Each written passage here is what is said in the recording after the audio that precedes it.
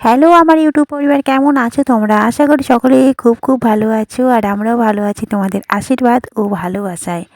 তো বন্ধুরা, সকালবেলায় উঠে বাড়ির সমস্ত কাজ সেরে আমি এখন তোমাদেরকে ইন্ট্রো দিতে চলে এসেছি। তো দেখতে পাচ্ছ, আজকে আমাদের বাড়িতে পুজো হবে। তো পুরো বাড়ি লেপা মোছা আমাদের হয়ে গেছে। এখন দিব হচ্ছে আলপনা। এই যে আলপনাও দেওয়া হয়ে গেছে, মানে এত বড় বাড়িতে মানে অল্প অল্প করে আলপনা দেওয়া হয়েছে। আর এদিকে পুজো হবে, মানে সত্যনারায়ণ পুজো হবে, তার জন্য যজ্ঞর জন্যে হচ্ছে পাটকাঠি আর কলা গাছ নিয়ে আসা হয়েছে। তো এখানে আমি সুন্দর করে তুলসী তলায় আলপনা দিয়ে দিছি, আর পুজো আমি বাড়িতে দিয়ে দিছি। এখন পূজার জন্যে আর কি জোগাড় চলছে। তো এখানে অনেক কিছুই ফল মিষ্টি মিষ্টান্ন আছে। তো এই যে এগুলো এখন কাটাকুটি করব। আর ঠাকুরমশাই চলে এসেছে খুব তাড়াতাড়ি। আর আজকে আকাশটা খুবই খারাপ ছিল, মানে হালকা তেজ রোদ। আর এখানে দেখো পূজা আমাদের শুরু হয়ে গেছে। তো এখানে আমরা সবাই বসে গেছি। তো এখানে ঠাকুরমশাই পুজো দিচ্ছেন, আর আমরা সবাই হাত জোড় করে সবাই বসে আছি। আর এখানে সত্যনারায়ণ বহুত কথা বলছে, তো সেগুলো আমরা ধ্যান দিয়ে শুনছি। আর এখানে অন্ধকার কেন মনে হচ্ছে জানো? এখানে চলছে হচ্ছে ধূপের ধুনো, ওই জন্যে একটু ধোয়া ধোয়া মনে হচ্ছে।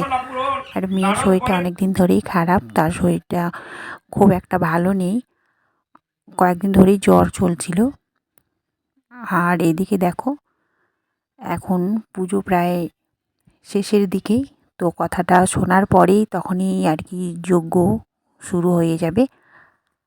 আর তোমরা আমার এইভাবে পাশে থেকো। তোমাদেরকে আমি আর কি বলবো, নতুন করে বলার কিছু নেই আমার। তো দেখতে পাচ্ছ এখানে যজ্ঞর জন্যে যে আটখড়ি লাগে, আটখড়ি, তারপরে ধূপ ধুনো ঘি। আর এই ঘিটা দেখতে পাচ্ছ, এই ঘিটা কিনে আনা হয়েছে দোকান থেকে, কিন্তু এখন বাজারে এতটাই খারাপ ঘি বিক্রি করছে ওরা, উপরে পুরোটাই তেল আর নিচে সামান্য একটু ঘি।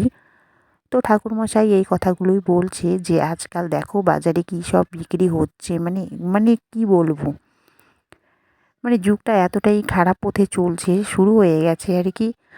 তো যাই হোক, সেই কথাগুলো বাদ দিই। তো দেখতেই পাচ্ছ এখানে মানে যজ্ঞ শুরু হয়ে গেছে, আর সবাই আমরা ধূপ ধুনো দিয়ে দিচ্ছি।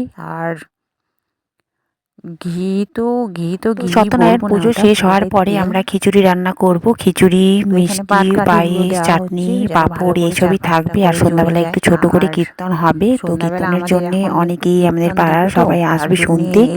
আর কীর্তনের দল চলে এসেছে, সবাই মিলে আমরা আনন্দ উপভোগ করছি। তো বন্ধুরা, তোমরাও আনন্দ উপভোগ করো। তো আমি এই পর্যন্তই রাখি, তোমরা এখন দেখতে থাকো কেমন।